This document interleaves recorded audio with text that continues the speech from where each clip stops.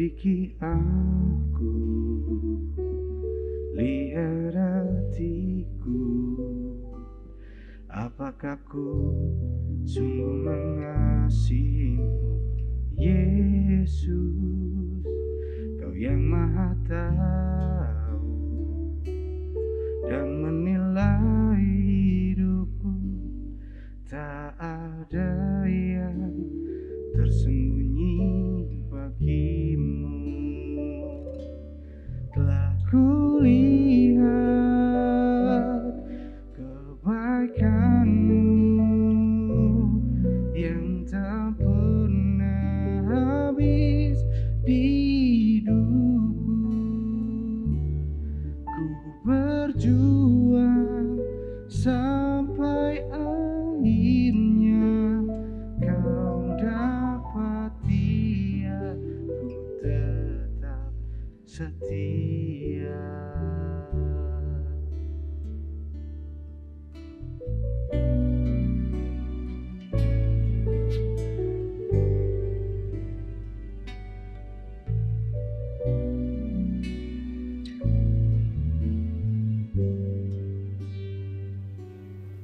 Shalom Bapak Ibu Saudara yang dikasihi oleh Tuhan Yesus. Saya menyapa Bapak Ibu sekalian. Kita berjumpa kembali di dalam Renungan Hati Sehat dari Gereja Baptis Indonesia Ngadinegara. Mari Bapak Ibu sekalian, ini adalah bulan yang pertama kita di dalam tahun 2022 ini. Kita tidak tahu ada banyak hal yang akan terjadi di depan sana. Tahun ini masih tahun misteri bagi kita. Untuk itu mari kita akan merenungkan sebagian daripada firman Tuhan pada saat ini yang begitu sangat digemari banyak orang, bahkan menjadi pasal emas, ayat-ayat emas bagi masing-masing kita, yaitu dari Mazmur 23. Sebelumnya mari kita berdoa terlebih dahulu. Bapa di dalam surga, kami akan merenungkan kebenaran-Mu, urapi kami sekalian, urapi bakti kami, urapi firman-Mu supaya sungguh-sungguh kami memahami dan akan menjadi perenungan di dalam hidup kami di tahun 2022 ini. Di dalam nama Tuhan Yesus kami berdoa. Amin. Saya akan bacakan ayat firman Tuhan ini dari Mazmur 23 ayat 1 sampai dengan yang ke-6. Tuhan gembalaku yang baik, Mazmur Daud. Tuhan adalah gembalaku, takkan kekurangan aku. Ia membaringkan aku di padang yang berumput hijau. Ia membimbing aku ke air yang tenang. Ia menyegarkan jiwaku. Ia menuntun aku di jalan yang benar oleh karena namanya. Sekalipun aku berjalan dalam lembah kekelaman, aku tidak takut bahaya sebab Engkau besertaku. Gadamu dan tongkatmu itulah yang menghibur aku. Engkau menyediakan hidangan bagiku di hadapan lawanku. Engkau mengurapi kepalaku dengan minyak. Pialaku penuh melimpah. Kebajikan dan kemurahan belaka akan mengikuti aku seumur hidupku, dan aku akan diam dalam rumah Tuhan sepanjang masa. Tuhan gembalaku yang baik. Tuhan di sini ditulis dengan huruf besar. Tuhan yang jauh, yang tidak terjangkau, yang kudus, yang mulia, yang jauh di sana. Tetapi Daud mengatakan, Tuhan adalah gembalaku. Ku, bukan kita, ku secara pribadi. Dia menyebutkan Tuhan yang maha tinggi, yang maha kudus, yang maha mulia itu adalah gembalaku, kata Daud secara pribadi banget. Karena pengalaman pengembalaan Tuhan di dalam kehidupan Daud. Tuhan, bagaimana Daud memahami betul sebagai gembala dan domba. Karena Daud adalah seorang gembala yang mengembalakan domba ayahnya. Dia tahu kondisi di lapangan seperti apa. Setelah dia menjadi gembala, Daud menjadi seorang pemain kecapi di istana. Setelah itu dia naik lagi menjadi panglima perang kepercayaan Raja Saul pada saat itu. Dan setelah itu dia menjadi raja yang terkenal, penuh dengan kemuliaan, penuh dengan kemewahan, penuh dengan kekuasaan, harta yang melimpah, gagah perkasa, kuat dan ganteng. Namun apakah pada saat Daud dalam kondisi yang senang, harta melimpah, penuh dengan kemewahan, mengatakan, takkan kekurangan aku? Biasanya manusia itu tidak akan pernah puas di dalam hidupnya. Setelah mencapai tingkat tertentu atau sampai puncak sekalipun, manusia itu tidak pernah puas. Punya sepeda pingin punya motor satu pingin punya motor dua. Sudah punya motor lebih dari satu, mungkin pingin punya motor besar. Sudah punya motor bermacam-macam, pingin punya mobil. Punya mobil satu, pingin punya mobil dua. Punya mobil dua, mau ganti merek, mau ganti aksesoris. Ban yang besar diperkecil, ban yang kecil diperbesar. Manusia tidak pernah puas dengan kemewahan atau harta dunia ini. Punya rumah sederhana, pingin punya rumah besar. Punya rumah besar, pingin punya rumah mewah yang ada kolam renang dengan perabot impor yang mahal-mahal. Jadi manusia itu tidak pernah puas walaupun mereka hidup di dalam kelimpahan. Jadi kapankah Daud mengatakan takkan kekurangan aku? Daud itu orang yang kuat, perkasa, bisa mengalahkan singa, ular berbisa, serigala, mengalahkan Goliat, bahkan orang-orang Filistin. Dia berkuasa. Bapak Ibu Saudara, pada saat Daud melarikan diri, Daud merendahkan diri sebagai domba yang rendah, yang kotor, yang dungu, yang tidak berdaya, bodoh. Dan dia minta bermohon pertolongan daripada Tuhan. Dan Bapak Ibu Saudara, ada banyak kita yang sebenarnya kita sudah tidak tahu arah tujuan, namun sering sekali kita dengan sombong dan angkuh seakan kita kuat dan tidak butuh pertolongan Tuhan, dan akhirnya kita tersesat. Tetapi di dalam kondisi di pelarian tersebut, Tuhan merendahkan diri, menjadikan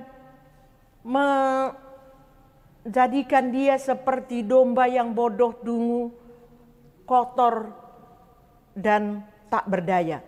Dan dia mohon pertolongan Tuhan dan menjadikan Tuhan sebagai gembalaku yang baik. Gembala dia secara pribadi, dan dikatakan aku takkan kekurangan. Dari 2 Samuel 17 ayat 20 sampai 29 di sana nanti bisa masing-masing kita membaca, itu muncul seorang yang bernama Barsilai yang berperan pada saat pelarian itu mencukupi seluruh kebutuhan Daud dan orang-orang yang mengikutinya selama pelarian tersebut. Barsilai yang mencukupi semua kebutuhan Daud. Pandemi sudah 2 tahun. kondisi tidak baik-baik saja.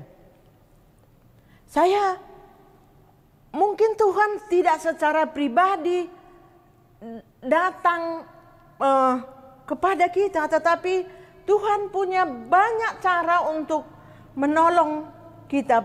Pada saat kakak saya terpapar di Papua sana, saya mau ke sana tidak boleh, semua orang tidak boleh datang ke sana. Suaminya, anak-anaknya, keponakan saya itu semuanya terpapar dan masuk rumah sakit semua. Dan ada orang-orang yang Tuhan kirim untuk bisa mengkondisikan situasi itu, sehingga ada yang mengantar makanan, ada yang membeli obat, ada yang ke lab, ada dokter paru yang memegang 2 rumah sakit yang besar di sana. Itu Tuhan kirim untuk menolong keluarga kami, dan kami bisa bersyukur dan mengatakan, takkan kekurangan aku seperti Daud yang Tuhan kirim Barsilai untuk menolong dia.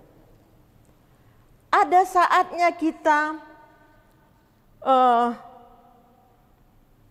tidak merasa berdaya, menjadi domba yang lemah, rendah, bodoh, dungu.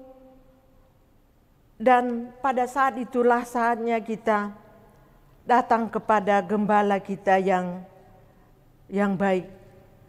Gembala yang tinggi, yang maha tinggi di sana. Tetapi secara iman dia ada dekat bersama dengan kita. Daud pernah jatuh, terperosok di dalam hidupnya. Keluarganya berantakan, anak menjadi pemberontak, melawan, istri-istrinya dipermalukan, kerajaan ditinggalkan, dia melarikan diri karena pemberontakan yang dilakukan oleh anaknya dan orang-orang kepercayaannya. Daud sampai di titik terpuruk, terendah dalam hidupnya dan menjadi pelarian. Di titik tersebutlah Daud merasakan penyertaan Tuhan dan mengatakan, takkan kekurangan aku. Bukan pada saat dia duduk di tahta. Saya mengutip kalimat seorang hamba Tuhan mengatakan, jika hidup kita aman-aman saja, mungkin kita sedang hidup di luar rencana Allah. Ada banyak kesulitan, tantangan dalam hidup di rencana-rencana Allah. Tetaplah setia sampai tujuan. Bapak, Ibu, Saudara yang dikasihi oleh Tuhan, kalau kita pernah memelihara hewan peliharaan atau di sini domba peliharaan yang di dalam keadaan lemah, terluka, letih, tidak bergairah, Bapak Ibu tahu, gembala akan menggendong dia, mengobati dia, menyuapi dia, diberi vitamin, diberi obat. Menggendong dia dengan perasaan tidak jijik. Mengobati dia, memberi makan, menyuapi dia, dan memberikan obat dan vitamin. Daud terluka. Dia merasakan bagaimana Tuhan sebagai gembalaku, katanya tadi, menggendong dia. Menggendong dia dan membawa dia.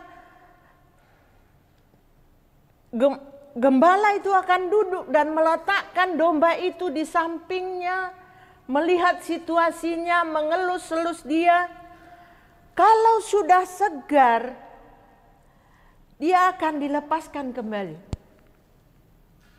Ketika terluka lagi, kembali digendong. Sudah segar kembali, dilepaskan kembali. Ia membaringkan aku di padang yang berumput hijau. Membaringkan di posisi yang nyaman, tempat yang nyaman, yang sejuk, sampai domba itu segar kembali. Bapak, Ibu, Saudara yang dikasihi oleh Tuhan, gembala di sini bukan penjaga upahan yang tidak bertanggung jawab. Gembala di sini gembala yang bertanggung jawab terhadap keselamatan, kesehatan, kesegaran, dan segala kebutuhan domba-dombanya.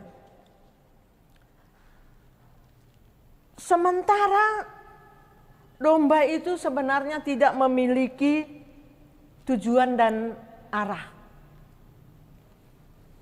Tidak memiliki tujuan dan arah. Jika gembala bukan gembala yang baik, domba tidak akan terpelihara dengan baik, akan tersesat domba-dombanya, tidak akan tahu arah tujuannya. Gembala yang baik akan menuntun kita ke jalan yang benar, aman dan sentosa. Daud pernah tersesat, jatuh dalam dosa. Namun ketika Daud menyerahkan hidupnya kepada gembala yang baik, dia membimbing aku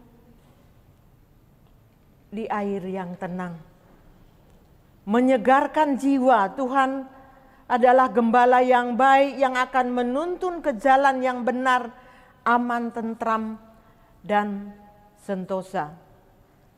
Tuhan yang jauh, yang tidak terjangkau, namun bisa dekat secara iman di hati kita, dan karyanya nyata di dalam hidup kita. Bapak, Ibu, Saudara, domba atau hewan itu takut sekali dengan yang namanya air. Jadi domba itu tidak akan serta-merta lari ke dalam air karena ya mungkin mereka tidak pandai berenang.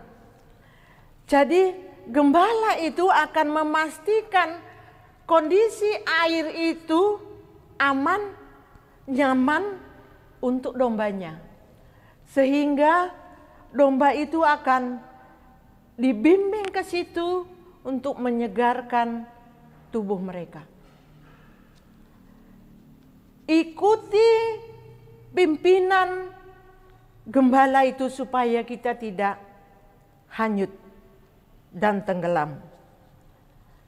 Ia akan membawa kita, membimbing kita ke air yang tenang sehingga kita bisa segar di sana. Apakah pada saat ini Bapak Ibu sedang merasakan sudah sangat berdosa dan kotor, menjijikkan karena dosa? Daud pernah jatuh dengan dosa yang sangat menjijikkan. Namun Tuhan mentahirkan, menyucikan, menyegarkan jiwanya. Bapak, Ibu, Saudara yang dikasihi oleh Tuhan, gembala yang dimaksud dari Mazmur 23 ini adalah di masa Daud itu adalah jalannya di depan. Domba itu akan ketakutan menghadapi situasi lembah, bukit yang jurang, kegelapan, gua yang gelap. Namun kalau domba itu mendengar suara gembalanya, entah itu suara dari mulutnya atau suara langkah kakinya, dan domba itu akan mengikuti gembalanya. Dari Mazmur ini dikatakan, sekalipun aku berjalan di lembah kekelaman aku tidak takut bahaya, sebab Engkau beserta dengan aku. Namun kadang kita tidak memahami kondisi situasi hidup ini. Kita tidak tahu keadaan apa yang sedang kita hadapi, apa yang terjadi di depan. Namun jika kita seperti domba ini mendengarkan suara dan mengikuti gembala yang baik itu, kita tidak akan tersesat dan pasti sampai kepada tujuan. Sehingga kita mengatakan, aku tidak takut bahaya. Saya pernah tersesat awal saya di Jogja. Dari kilometer 11 ke Terban, saya kadang-kadang bisa error arah. Saya di titik tertentu merasa bahwa terlalu lama jalannya, kok nggak sampai-sampai. Sehingga saya mengambil keputusan untuk turun. Dan sampai sekarang saya tidak tahu saya kesasarnya di mana, karena pada saat itu saya betul-betul error arah. Dan saya naik becak. Saya katakan, Pak, saya mau ke Klitren karena kakak saya waktu itu tinggal di Pengok. Saya naik becak itu karena saya yakin tukang becak itu mengerti arah sampai ke Klitren. Dan betul saya sampai di situ. Kalau kita tidak memiliki gembala yang baik, kita akan tersesat dan salah arah bahkan terjerumus di dalam kehidupan ini. Bapak Ibu Saudara, pemeliharaan Tuhan itu nyata di dalam hidup ini. Di ayat selanjutnya dikatakan, gada dan tongkatmu itulah yang menghibur aku. Gada dan tongkat di sini bukan untuk memukul domba, tetapi gada dan tongkat ini untuk memukul musuh domba.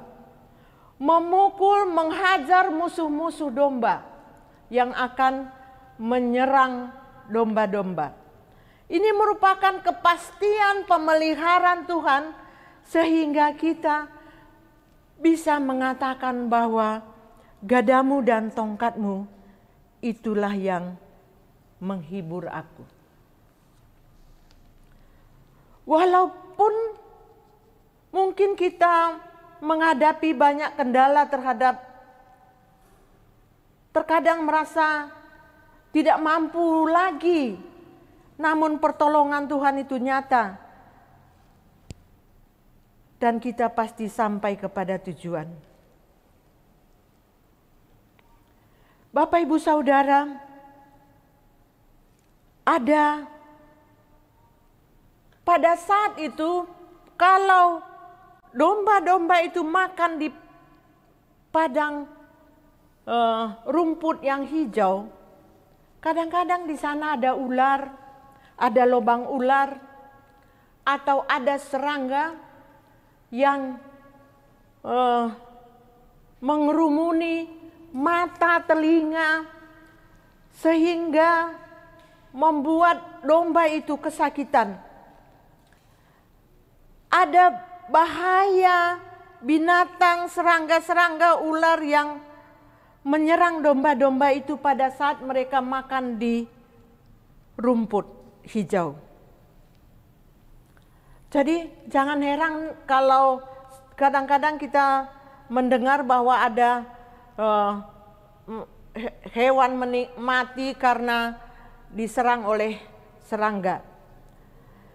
Ada yang menyerang seperti itu, sehingga ayat yang selanjutnya mengatakan, engkau menyediakan hidangan bagiku di hadapan lawanku. Gembala yang baik akan mengantisipasi supaya dombanya tidak diserang oleh serangan serangga atau di daerah itu ada lubang ular dan serangan-serangan yang lain. Jangan heran Bapak Ibu jika banyak orang yang memusuhi kita sebagai orang percaya. Kadang-kadang kita tidak tahu alasan mereka yang jelas. Tapi firman Tuhan mengatakan, janganlah takut karena mereka terlebih dahulu sudah membenci aku. Tetaplah berada dalam penjagaan Sang Gembala yang baik. Dengan cara-cara ajaib Tuhan akan menolong kita. Mungkin Tuhan tidak datang secara fisik kita lihat, tetapi Tuhan mempunyai cara-cara yang ajaib yang mampu menolong kita. Saya mendengar kesaksian pendeta Rembet, itu dari Bapak Pendeta Victor. Waktu mereka di Padang itu ada serangan yang mau menyerang mereka, dan mereka hanya berdoa di rumah. Penyerang itu pergi, hilang, meninggalkan keluarga pendeta ini karena mereka melihat ada pasukan angkatan laut atau pasukan yang berbaju putih, saya lupa, yang mengawal rumah pendeta itu. Tuhan, banyak cara Tuhan untuk menolong kita.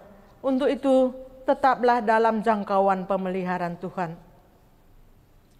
Setelah domba-domba itu puas makan, domba-domba itu biasanya di daerah situ akan ada sumur-sumur, dan gembala itu akan menimba air dan meletakkan air itu di tempat minuman domba-domba itu, dan mereka akan minum di situ sepuas-puasnya. Gembala akan memberikan mereka minum sepuasnya untuk domba-domba itu. Kebajikan dan kemurahan akan mengikuti aku seumur hidupku. Hidup ini berkat pasangan, mungkin bagi yang muda, bahkan mati sekalipun, itu adalah misteri ilahi. Kalau Tuhan adalah gembalaku, kita mampu mengatakan itu. Dia tahu apa yang kita butuhkan. Dia yang akan menyediakan, menyegarkan jiwa kita, memeliharanya. Berkat-berkat akan diberikan gembala yang baik itu. Percayakanlah hidup kita. Percayakanlah hidup Anda kepada Sang Gembala yang baik. Dan menikmati Tuhan yang tak terjangkau itu, tetapi secara iman bisa dekat di hati kita sepanjang hidup kita. Mari kita berdoa. Berkati dan naungi, urapi setiap orang yang mendengar renungan ini, sehingga setiap kami mampu dan yakin bahwa Tuhan yang Maha Tinggi, yang tidak terjangkau, yang kudus, yang mulia, dan kami yang kotor, bodoh, dungu, kami mengakui kalau kami ini butuh gembala yang baik, yang menuntun kami masing-masing. Tuhan, tahun ini kami serahkan ke dalam tangan pengasihan-Mu. dan Engkau akan memelihara hidup kami, karena Engkau adalah gembalaku, kata kami masing-masing di dalam hidup kami. Di dalam nama Tuhan Yesus kami berdoa. Amin.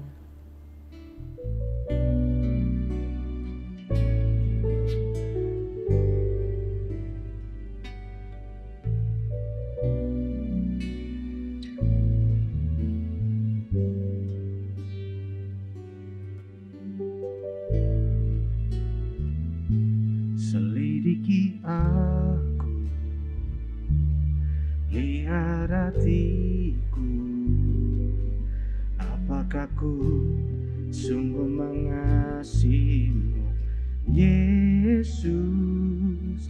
Kau yang Maha Tahu, yang menilai hidupku, tak ada yang tersembunyi bagimu. Telah kulihat kebaikanmu yang tak pernah habis di hidupku. Ku berjuang sampai akhirnya kau dapati aku tetap setia. Telah kulihat kebaikanmu yang tak pernah habis di hidupku. Ku berjuang sampai akhirnya kau dapati aku tetap setia. Kau dapati aku tetap setia. Kau dapati